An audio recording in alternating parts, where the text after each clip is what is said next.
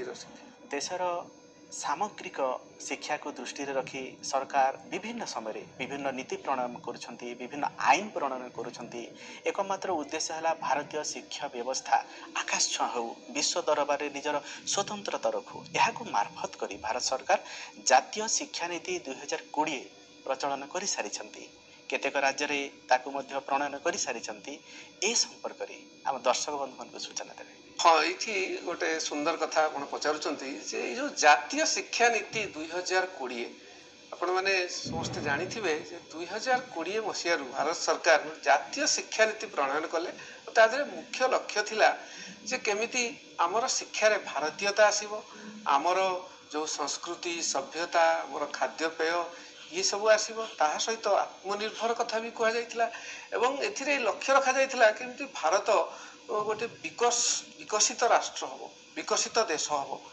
से जो प्रथम लक्ष्य रखाई जे आमर जो एक्जिस्टिंग पैटर्न थिला 10+2 जो व्यवस्था थिला ताकू बदल 5+3+3+4 व्यवस्था प्रचलन करने को लक्ष्य रखा जाइए, जोटा कि एबे प्राय बहुत राज्य ताकू आपणेलाणी एवं भारत सरकार के अधीन रे जिते सब शिक्षानुष्ठान अच्छी सेठी ये सब लागू हो गलानी विद्यालय स्तर रे।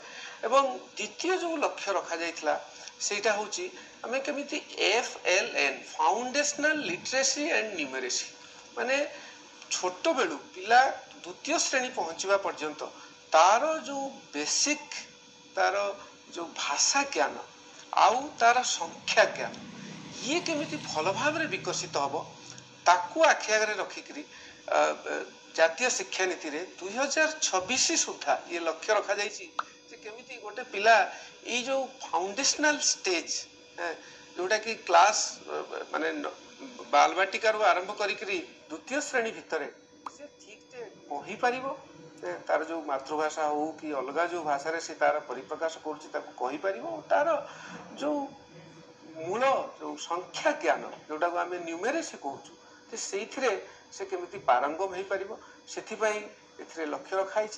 आउ गोटे जो मुख्य परिवर्तन एथिरे आसीची जातीय शिक्षा नीति रे सेटा होची सेटा केमिति एबे मु टिके आगरु कहली जे केमिति व्यवहार भित्तिक हो, एक्सपीरियंशियल लर्निंग केमिति हो, अभिज्ञता भित्तिक केमिति हो ता उपरे जोर दिया आइछि।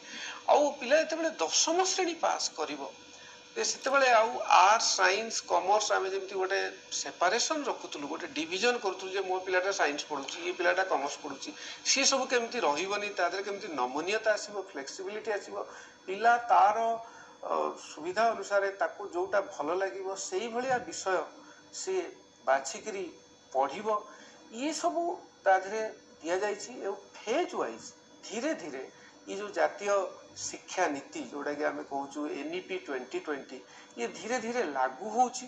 तो केते गुड़े लक्ष्य रखाई 2030 रे हम, केते गुड़े लक्ष्य रखाई 2035 बेलू हम।